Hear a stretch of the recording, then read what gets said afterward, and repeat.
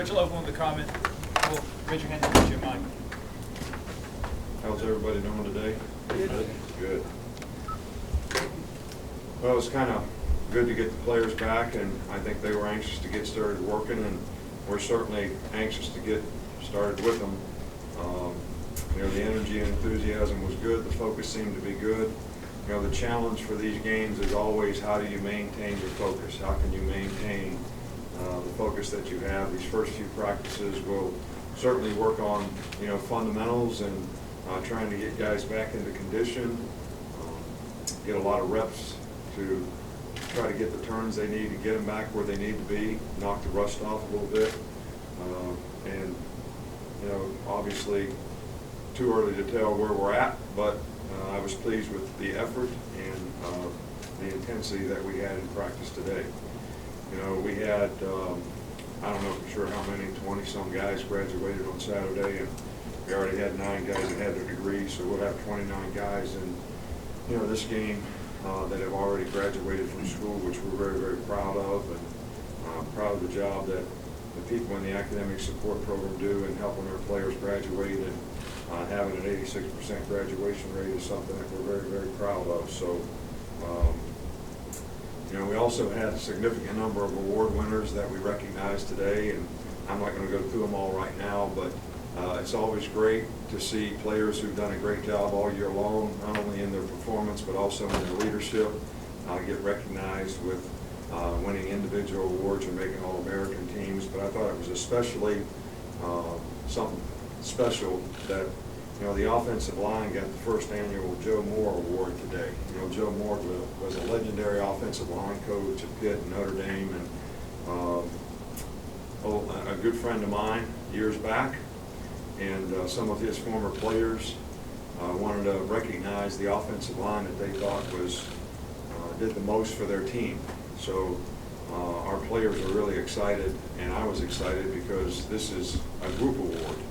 You know, most of these awards that people get are for individual performances, and none of them would be possible if it wasn't for their teammates and their team. And, you know, most of our guys always recognize, you know, that fact when they accept awards.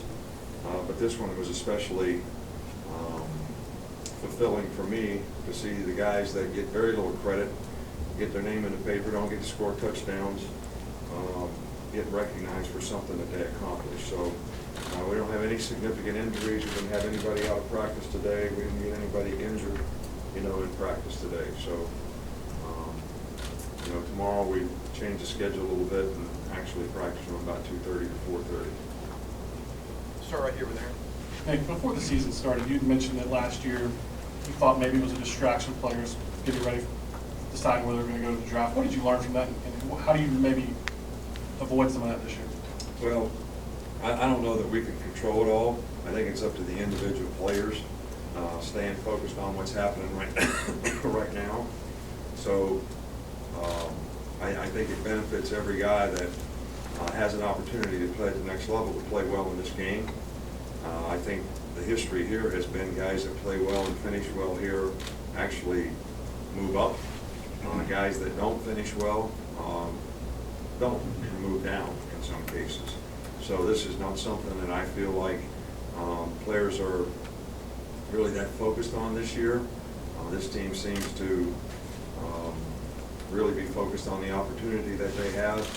I didn't feel that our team was as committed at this point last year, and we obviously didn't show that in how we prepared and how we played in the game. So we're playing a really good team. I think everybody respects the team that we're playing.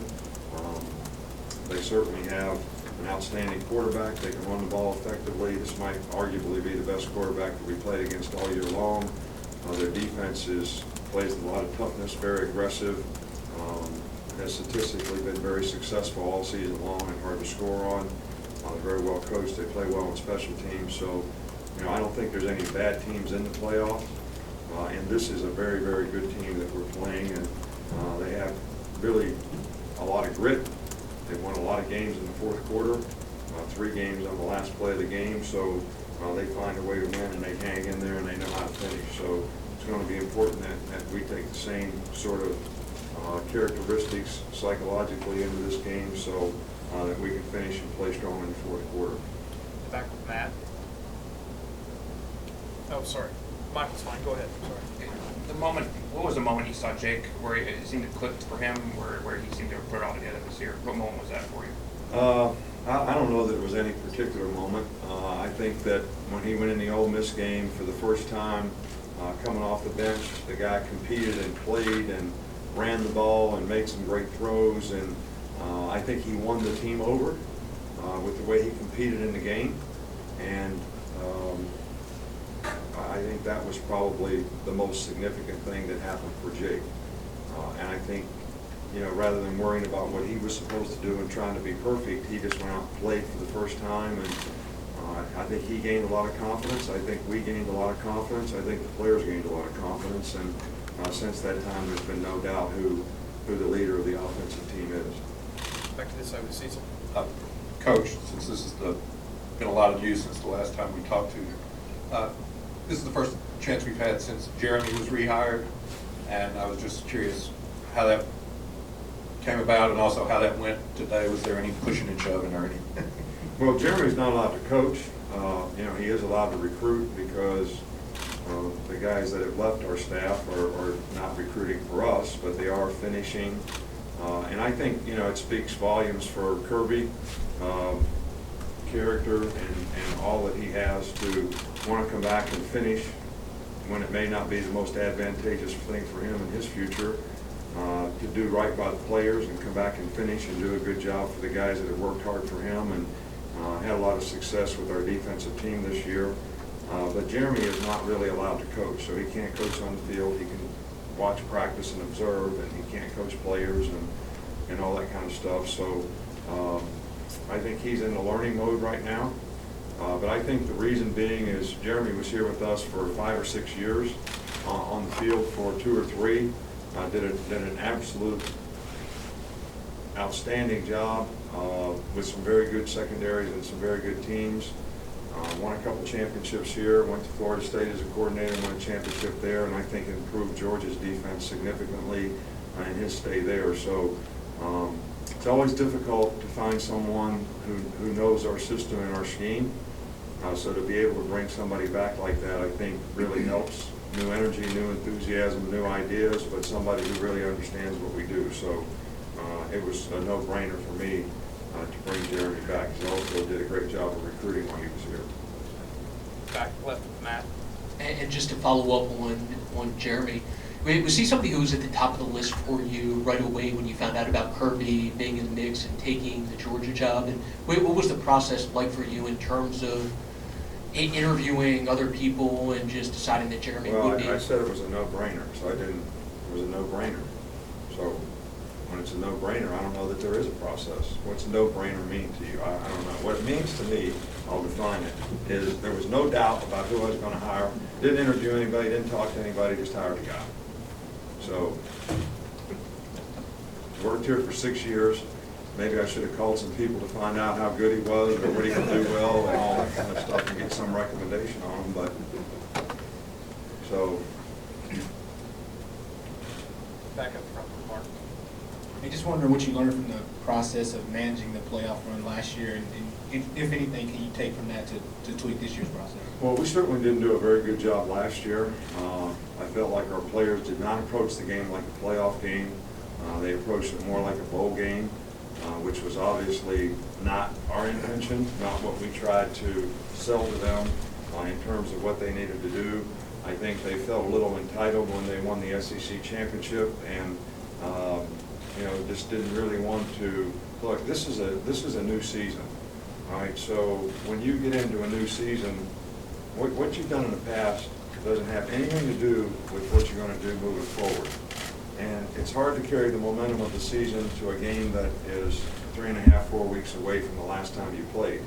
So the players have to refocus, and they can be happy about what they've accomplished, but they also can't be satisfied. And I asked the players that, are you satisfied? And not only are you not satisfied, are you willing to do the work that you need to do to get ready to play really good teams like we're going to have to play in the playoffs? And there's no easy way to do that. So And based on how they started out today, I would say that that part of their attitude is a lot better. Front left, Jeff. After having coached at Michigan State, what impresses you the most about what Coach Dantonio has done there?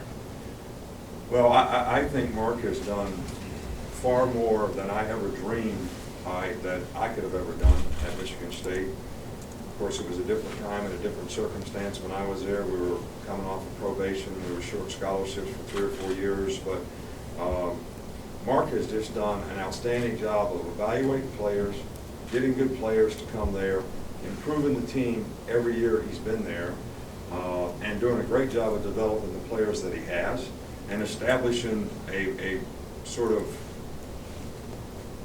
winning character on his team about how they play with toughness and the grit that they have, and the way they finish games and believe each other and the team chemistry they have. It's really something that's special, and I just can't tell you. I mean, I spent 10 years at Michigan State. 5 years as a defensive coordinator. We won 1 Big Ten. 5 years as a head coach, we didn't win any Big Tens. We had one really good team at the end, but we didn't win the Big Ten. And I think he's won 3. So, I mean, I think it's unprecedented what he's done there. And I always thought that Michigan State was a fantastic place, a great school. I love it there. I've got a lot of good friends there. And there's great people at Michigan State. They have a great administration, good athletic director. You know, Tommy's had great success with the basketball program for many, many years. So I think Mark has done a phenomenal job, you know, no question about it. And I can't say enough about the job that he's done. Same side with John Zener. Players have talked a lot about the team meeting they had after the Ole Miss game. Is that something that you'd like to see when a team maybe takes ownership? And did you see an impact from that? Well, I don't think there's any question that our team responded the right way to a loss in terms of the willingness to work and improve and pay more attention to detail and try to do the little things right, and the things that you emphasize as a coach, whether it's ball security, you know, people being responsible for their own self-determination and being able to do their job on a more consistent basis. I think everybody elevated the level of intensity and the standard of that they were holding themselves accountable for their play, and whether it came from that meeting or wherever it came from, all I can say is the players responded the right way to a loss, and we started to make progress as a team, and I was very pleased with the way these guys responded to every challenge the rest of the season. In the back with Joe. Hey, Coach, you've had success this season with a transfer quarterback in Jay Coker, and transfer quarterbacks, particularly graduate transfer quarterbacks, are becoming more commonplace in college football. From your standpoint, what concerns do you have, or what considerations do you need to take when you're looking at a transfer coming in, particularly at that position? Well, I think first of all, he's got to be a good fit for what you want with the offense that you have, and I also think that you have to give plenty of respect to the players that you have in the organization right now who are trying to develop. So I would say those two things would be the most critical. But one thing that transfer guys can give you when they've been 2 or 3 year starters at some place is you get an experienced guy in a program when maybe you don't have someone coming along that way. So you sort of minimize the risk, you know, that you have to take the next season by doing that. But I think the guy has got to be a good fit for what you want to do. 2 more, Ken, and then John Paul. Just wanted to go back to the offensive line. For a good part of the year, that was kind of a unit in transition. But you know, how did you see them evolve, and when was there a key stretch of games that maybe they kind of got the identity that you were looking for?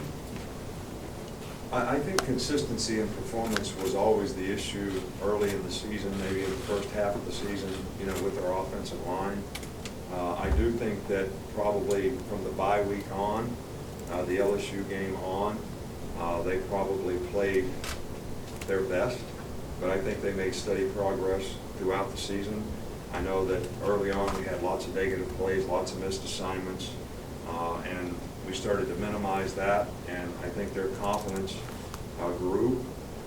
Confidence confidence in each other as well as what we were asking them to do. And we obviously did a little better job of helping them out based on how we practiced, what we practiced, giving them the reps that they needed to be able to go out and execute better. And I certainly think that the improvement they made was a real key to our success throughout especially at the end of the season. Last one, John. You recently talked about kind of the setup you had when you were at the Browns and then you took the Michigan State job. Just interested in just kind of how Kirby's handled that transition and what, if any, advice you've given to him in the last week or two. He's kind of been all over the place. Well, first of all, we have a lot of respect for Kirby, and I know what kind of person he is, I know what kind of competitor he is, and I know that he wants to do a great job for our players. I also think that it will be a tremendous benefit to him. He'll get lots of recognition coaching in this game. There'll be a lot of people out there watching the game, and I'm sure it'll get mentioned a few times that he's going to be the head coach of an SEC school, and I know he wants to do a good job because of that. And we're trying to help him manage his time so that he can do a good job for us and still do what he needs to do for them. And so far, I think that's working out okay. Thanks, Coach. All right, thank you, guys.